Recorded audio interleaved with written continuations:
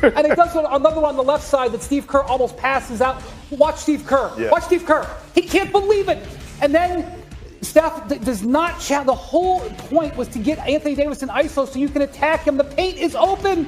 And he lets him off the hook, just like you let Kevin Love off the hook in 2016. And then Draymond Green is a play that is known as hammer action at the end of the game. It was a bread and butter play for LeBron when he was with the Cavaliers. The hammer is named after Darvin Ham. Yes. Okay? Yes. LeBron recognizes it and outfoxes Draymond. When does Draymond ever outfox?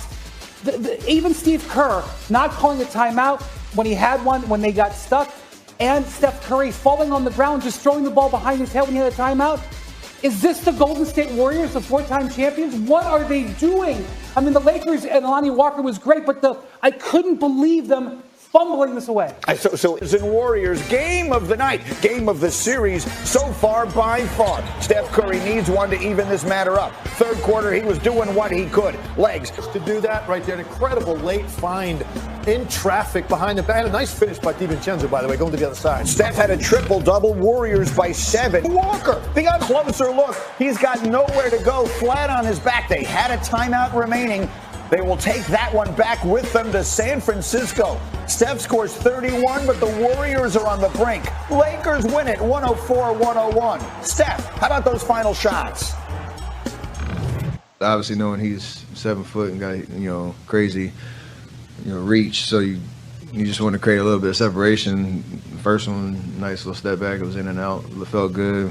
Second one, it was a little rush, but the shot that I took it because I thought I could make it. So. All right, so look, first and foremost, he's Steph Curry. You never question him taking a shot in a late game situation. We talked about it after game 1 when Jordan Poole took that long shot. If it was Steph Curry, we would not have had the same criticism of it. And so no one will ever say Steph Curry shouldn't be taking big shots late in games. That said, the late game execution by Golden State really let them down last night. This was brain death. Not a terrible shot for Steph Curry, right? The ball's halfway down as it is. It's this one, as Alan was referencing. Right now, this is a tough spot to operate against AD because of his length. Even if you get by him, he can track you to the rim. I would have loved to have seen him give it up, go into a chase mode, because you still have time. There's plenty of time there. You don't necessarily need a three-point shot right there in that moment. And I think they bailed Anthony Davis out by allowing him to just stand on an island. He never had to move laterally. He only had to take a couple of steps up and back to get that extension on the shot. And remember game 1. He gave it up, and Draymond gave it to Jordan Poole. Jordan Poole took a bad shot. Right.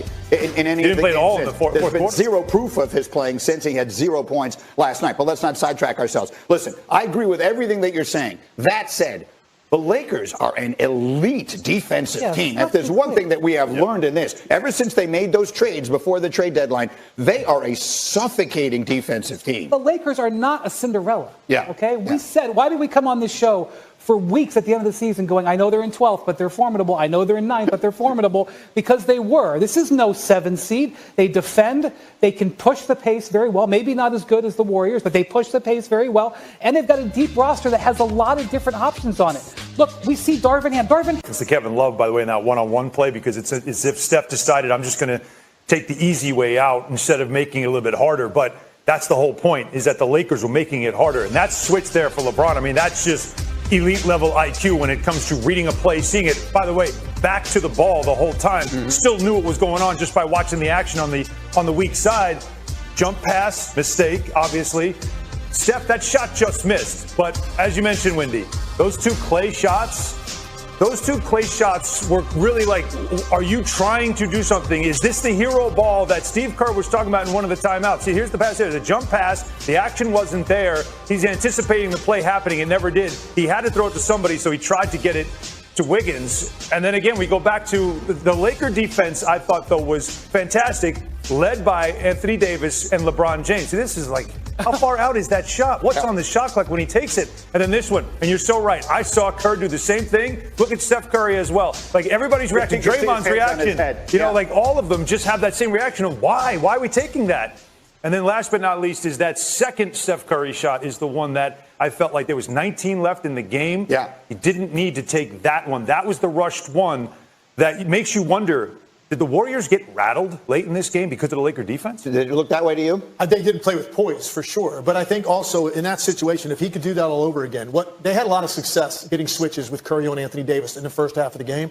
In that situation, when you're 30 feet out, he's out extended with his hand up. Lonnie Walker, because he believed, now there's no way he thought he'd score 15, but he believed that he had a live body there that he could trust, because this game was getting in the mud. These players were all tired. And one thing that I thought was so interesting, Lonnie Walker makes a couple of baskets. There's a timeout midway through the fourth quarter. And out of the timeout, Darvin Ham draws the play up for Lonnie Walker. Yeah. He says, guys, we're going to go to Lonnie. And like the faith in that, and by the way, of course he made it. Yeah. Great coaching, great execution. This is a very good team. But they've been aided by uncharacteristic play by the Warriors. LeBron James. Come on, LeBron, come set a screen for me. I mean, Yeah. you see that? Lonnie Walker is calling LeBron over for this. You know, And LeBron came. Put the graphic up there on Lonnie Walker. Let's just give this man his love for the moment, and let's show you the comparison. Oh, wow. Lonnie Walker had played 15 minutes and had taken 0 shots entering the fourth quarter.